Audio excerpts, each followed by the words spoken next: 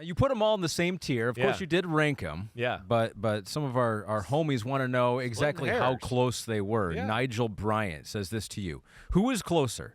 Josh Allen to number 1. He was your number 2 behind Lamar Jackson. Or Patrick Mahomes to number 3. In other words, was the gap between Lamar Jackson and Josh Allen greater than the one between Joe Burrow and Patrick Mahomes? Yeah. And God bless you all. He and says God bless to you all of us, and he ats all of us. And to all a good night. Yes, but no, I don't think. I think that this was splitting hairs. This was tough. I don't look at it and go, no, I don't think. I went into the exercise thinking that, yes, Josh Allen was probably going to be number 1. Okay, that's full transparency. I always have a little thought in my head, right? And then as I told you this year, I started with the top guys right away. And that's where I told you right away, I think early on in the process, it's like I kind of got my top 10. I feel really good about it. Right. I had to maybe or just like move one guy to 7 and one guy to 8, but I was like, I actually feel really confident about that. I said that to you on text the other night, right? So that was the only part of the whole exercise I felt good about. But it came apparent to me as I was watching through the top guys pretty early on. I was just like, oh my gosh, wow. Whoa, Lamar Jackson, man, it's great throw, great decision, great throw. Whoa, nothing's there. Oh, wow, scrambled for 20. Ooh, great throw. Whoa, sidearm throw. Ooh, nothing's there. Man, got around the edge for 40. Oh, design quarterback run, 30-yard gain. And you just start to go, holy crap, every game's almost like a highlight film. I mean, it's kind of just like unreal. And it's just not that easy for Josh Allen right now, nor do I think, like I was saying too, hey, yeah, the team, I take all that into consideration, right? I understand that Lamar had a little more explosive offense and all that, but two, just playing from within the pocket and the decisions and the throws and the variety of throws, that's when it became apparent to me. I was like, oh my gosh, Lamar Jackson, the way he played last year, nobody played better quarterback than he did. Yeah. Nobody did. Now, that doesn't mean he was the MVP, right? As we discussed, there's a little difference there in my opinion, and I know not everybody agrees with that. But either way, no, I can't say, because you know how much I struggled with Mahomes at 4 too. I was going, damn, am I about to really maybe the greatest quarterback I've ever seen in my life, put him at number 4 the year after going to his 3rd straight Super Bowl, right? 15-1. So, yes, exactly. I understand all of that. I do. But I'm comfortable with my 4. My biggest thing is I like these guys so much that I don't want to even hurt their feelings. That's what's weird. Yeah. Like, I really like them. I want them to like me when I see them. I do. Yeah. And so I tried to not let that into effect. Sure. Like I told you, and I haven't told anybody this yet. The first time my son saw my list, what did he say? Did we say this on the pod yet? He's no longer a Simms. He was like, disowned you. You can't put Mahomes 4th? He'll never do an interview with you ever again. You can't do that. Right? So, like, does that I have to fight hard to, like, keep that stuff off of my damn, soul, my heart, and just keep it about brain, football field, what I saw in film, what my notes said.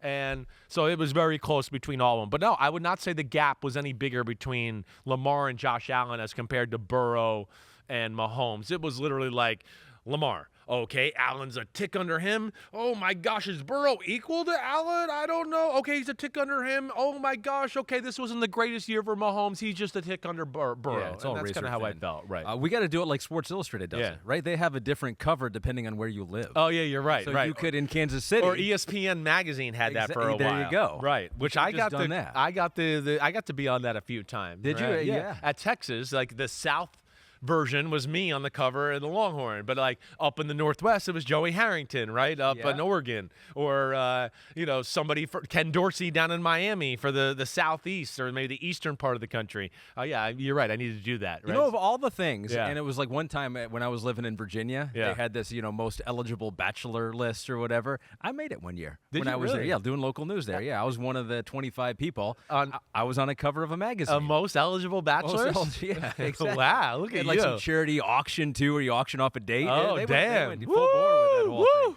Man, but people were probably making it rain for your services. Well, someone did bid. I went on a date there. It was very it was interesting and awkward at the same time. I would bet. I would bet it would have been. But being on a cover of a magazine, like of all the things, like you're on national TV all the time, do a show, this podcast. There's something special about being on the cover. Of a magazine. Well, it never goes away forever. Kind of, right? I mean, my mom's kept those magazine covers. I see them at her house. My wife's got a few there. Right? Yeah. It's something where you can look at it every now and then and go, damn. Yeah, I was on the cover there. That was pretty cool. That's like a special moment to remember. And then forever. your kids go, "What's a magazine?" And be like, "Well, they were big back in the day." So you were debating yourself whether Allen. You thought maybe Allen would be number one. You know who else thought that? Or maybe still thinks that. Captain 2223 over on YouTube says, "Usually love your logic, Cris. That being said, your logic says Allen is the best. If he's the most valuable because he has lesser talent and he has to do everything, then he's better than Lamar by your own logic. Search your feelings. You know it to be true." No, I don't know it to be true there. Okay, and like I understand this is where it's nitpicky. And again, like I said, I didn't go into this kind of expecting to do this. I went in with a thought of like, I think Allen's probably going to be the number one quarterback here. No, now it doesn't mean necessarily all that what you say there is true, right? Yes, he has lesser talent around him. He had to do more, right, to help his team. It doesn't necessarily mean he was consistently good through 17 weeks, though. There's a difference there. Maybe he had some of the biggest, most magical moments in some nationally televised games, right? I understand that, and that is a big part of why I voted him to be number one and all that. But at the same time, I don't sit there when I look at it throw for throw, game for game, to sit there and go, yes, there's games where Josh Allen plays good but not great. It's not like, oh my gosh, look at the stats, look at the completions. He made perfect decisions, right? Because he can be one that can be a little over-aggressive at times. We know that. Sure. Look for the big home run play where, okay, they won those games. But there were some stretches where you go, he played good, don't get me wrong. He's still the man. But it's not like you would sit there and just go, oh, that was an A-plus quarterback game, right? Yeah. You get to Lamar, and I feel like you go through 10, 12 game stretches where you just go, incredible game, incredible game, incredible game, incredible game. Okay. Oh, he had a bad one against Pittsburgh. They lost on the road in the Steelers. Oh, that's right. They dropped the pass. You know, he missed the guy that was open, blah, blah, blah. Okay, that was a bad day. But then it's right back to like, damn, good game, good game, good game, good game. And that's where I came away with, again, quarterback play and everything you do there. Lamar Jackson did it at the most consistent high level throughout the season. And I do think you can still say that. I can say that and still go Josh Allen's the MVP. Yeah. Because of the importance to his team and what he did in some big moments, right?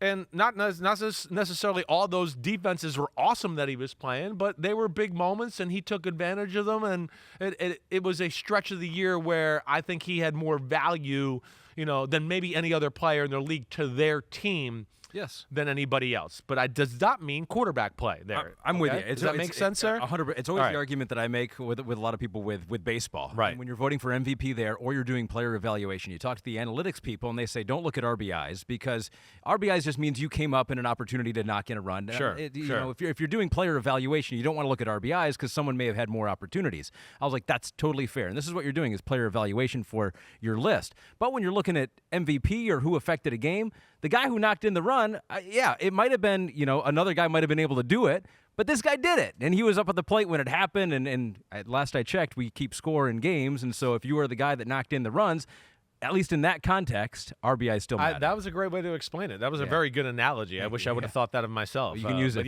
But that helps explain it a little bit better, and thank you for doing that. There we go. There you go. Use that from now on. All right, here's one in defense of Mahomes. Right. JJ, hold on. There's a lot of Mahomes.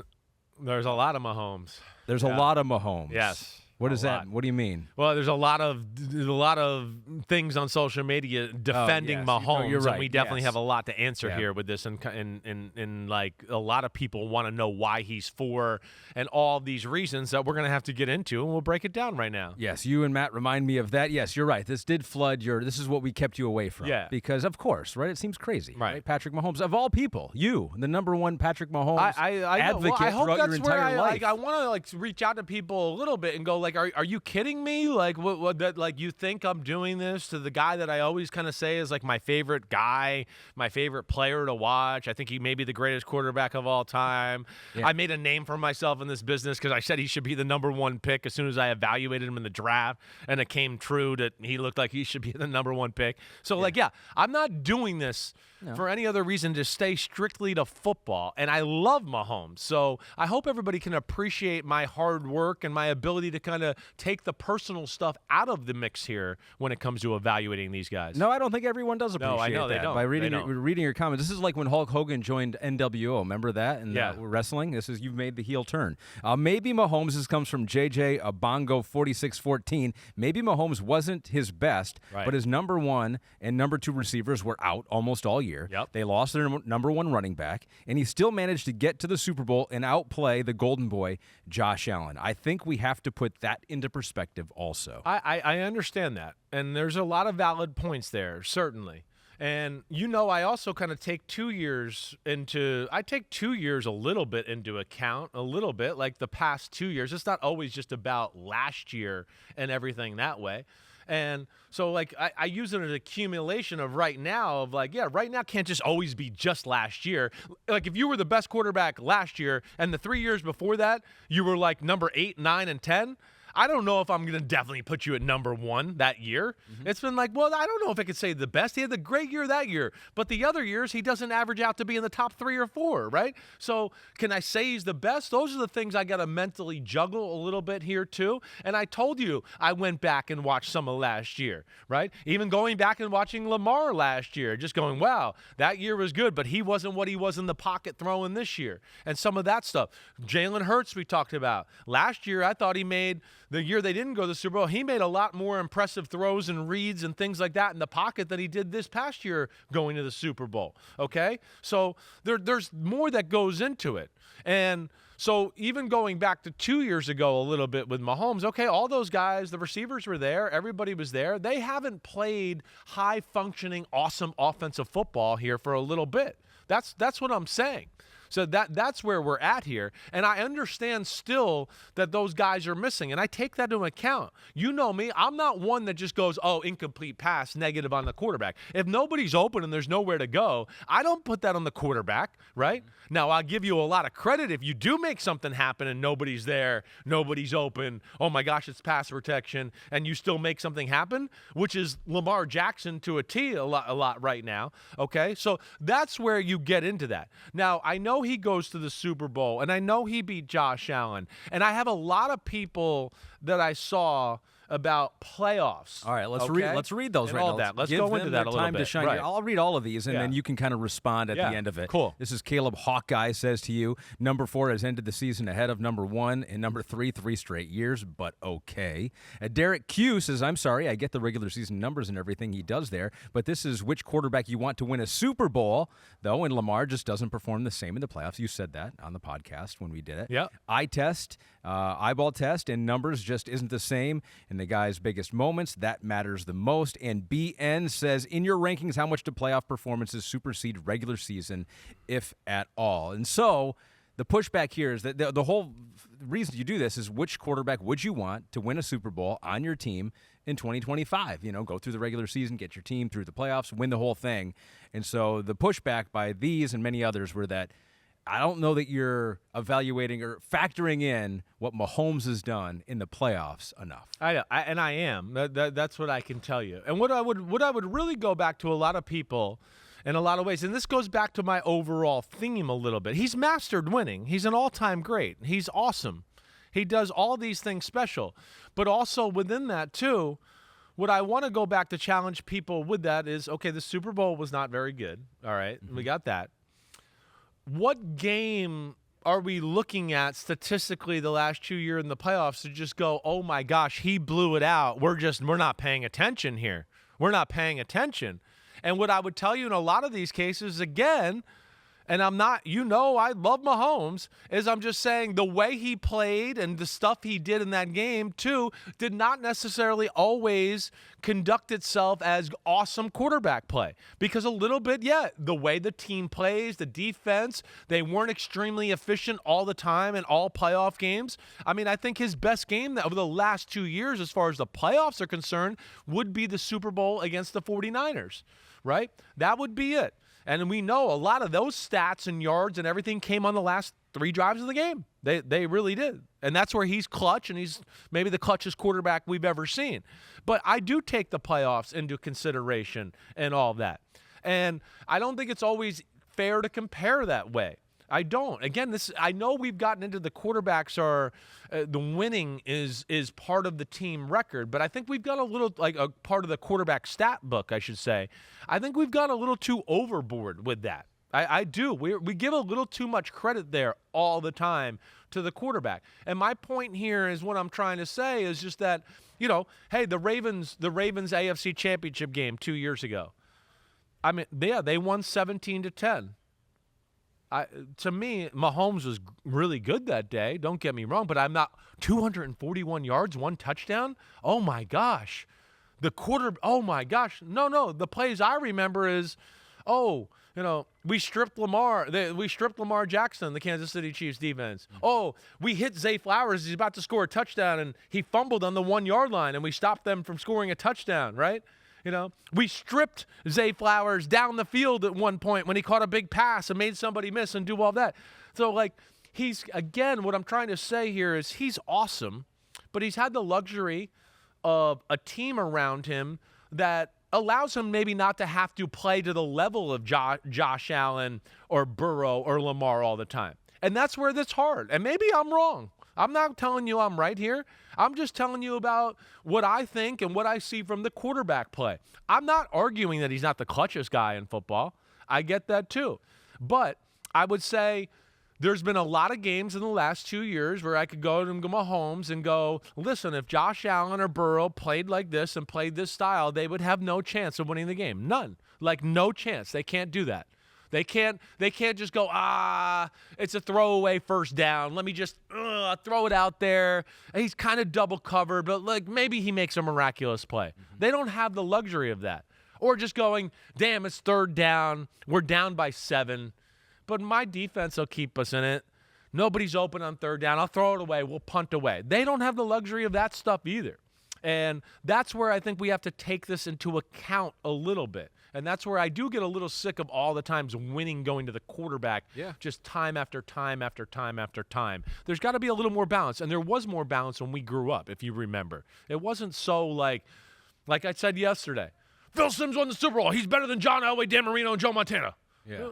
No, he's not. He's really damn good. Don't get me wrong. You were saying that. I'm saying that. I've always been saying that because I'm trying to keep it real with people. Yeah. That stop losing. My dad did not win the Super Bowl in Super Bowl 21 after having the greatest Super Bowl performance ever. He didn't walk off the field going, I'm better than John Elway now. He did not. I can promise you. When we got home a few weeks later, he was like, man, John Elway. I can promise you when he watches the game back to this day, he's still like, holy crap, that game was scary. John Elway, holy crap. So we've lost reality there, and I blame New England and Brady for the most part, and Peyton Manning and the Colts because they won, and everybody just saw them, and everyone, it's them all the time, right? Yeah. And that's where I feel like we've lost that in translation a little bit. Yeah, and I think we do bias. If there's winning, I think we bias on that side of it. But you, I think a little bit the other way, and I don't think to a disproportionate amount, but I think for you, and you'd probably agree with this, if a quarterback has a great team around him, he has to show more to you almost than some of the other. You know what I mean? It's at times. Show me that you have risen above the level of your teammates, which are awesome. Which he does a lot, and we've seen that, and I know that. And again, this is where it's hard too, but this is where he's amazing, okay? This is where he's amazing because he does know his team. He knows the broader scope of the game, right? And from that aspect. But I can also sit here and watch games with you and still go, look, he shouldn't have left the pocket. Look, this wasn't the greatest read. Look, he shouldn't have thrown that there. This guy was open, whatever. And I think we could compare that to a Burrow, Mahomes, or Allen right now, or Burrow, Lamar and Allen, and go, wait, there's more of that right now in his game than there was in their game. Okay, and that's where I get down to. So right? This is a torturous exercise. So when you're thinking about Lamar in the same context, about him, individual performance, team performance, scale of 1 to 10, how fair is the criticism of Lamar for his playoff performance? Well, to me, it's fair. I'm never going to say it's not fair. Yeah. All right, that you're not going to hear that come out of my mouth or do anything like that. Where I think it's like not necessarily, where I would want to get on him and go, like, we've seen good playoff football. We saw him blow out the Houston Texans 2 years ago in the divisional round and play awesome in the second half. This past year played good against the Steelers. To me, it's more about just in a game like, okay, last year, you heard me say, I think he was feeling it. He was trying to do too much. He tried to do too much. Plus, he was playing up in Buffalo, and that ain't easy to play up there and deal with that too. All right, the year before, okay, when we get into the AFC Championship game against the Kansas City Chiefs and those failures there, all right, we have one interception, right? One interception, and we have the one fumble. Okay, and I can't even remember the interception off the top of my list. But that would be a game, hey, listen, that was an all-time great defense. It's hard for me to sit it. They didn't run the ball. Let's not forget. See, we forget context of things that go on in the football game. Yeah. Let alone we get on Josh Allen and Lamar Jackson a little bit, I think a little too much, because they're playing in an era where there's a team in Kansas City, yes, and the quarterback's amazing, as I've stated almost every year since he's been in the league, that they're playing a special team. It's a special coach. It's the greatest defensive coordinator to ever live, maybe, right? And the talent to go along with it on that side of the ball. And I think everybody sometimes just goes, well, they didn't beat the Chiefs. They didn't do that. And it's like, well, the Chiefs are special. I mean, they're the Steelers of the 70s. They're the Niners of the 80s. They're the Cowboys of the 90s. They're the Patriots of the 2000s, right? They're the Patriots of the 2010. I mean, that's what they are. And so we can't just swipe that under the rug and forget all the other great things about. We've literally for 2 years been going, the Chiefs are a defensive football team now. And I think it took about late the first year when they beat the 49ers this year, but the people start to go, yeah, you know what, Simms is right. He's been saying that with Ahmed. They are a defensive team. They play through the defense. And that continued last year. And it was the ugliest 15-1 record ever.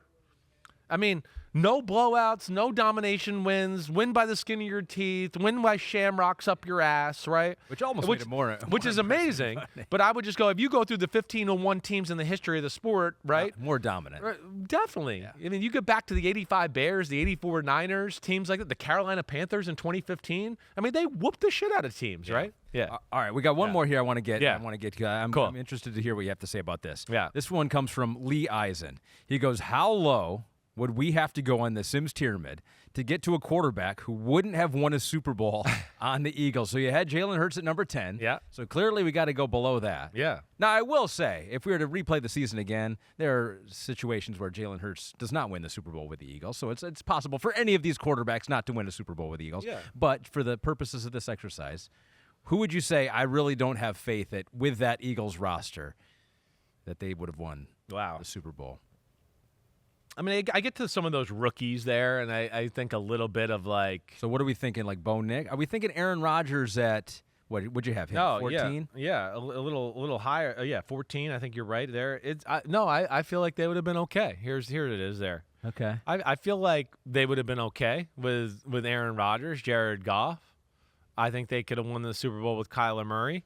Jordan Love, yeah, it's going to be different style of play, right? That's this thing, and Matt Casey just went in my ear. You're going to have to play a little different, and that's the greatness about Jalen Hurts is he does bring a skill set that fits how they play, right, and fits the personnel of their offense. And of course, like we talked about on Monday, it's the Jalen Hurts offense. That's what it is. Right. But I mean, I think we get to. Maybe the Tua area, okay, and that might be where I'd start to go. I don't know. I'm not sure. So you still think that? I mean, Caleb that would have been tough. I don't know that. Yeah, I mean, I'm projecting that a little bit, right? Yeah. But Caleb's running skill set and all of that, I think would be enough for them to be still like, we can kind of play not too dissimilar than we play with Jalen Hurts, sure, right? So that's a tough one there. Yeah, the rookies that's why I said that at first. The rookies are where you first go, Caleb Williams and Bo Nix. You go, I'm not sure, right? And yeah, but I feel I don't know. I feel good about them. Yeah. I know. And yes, Tua would be the one I think where I would question and I go, I don't know. Okay, that would be about where I'd start the questioning. Yo, homies, what's up? Thanks for watching Cris Simms Unbuttoned. And just because the weather's warm doesn't mean football ain't still on our brains right here. We are still working, so smash that subscribe button. We got all the training camp news, preseason news, everything up until kickoff night. Thanks for watching. And again, remember to hit that subscribe button. Peace out, homies.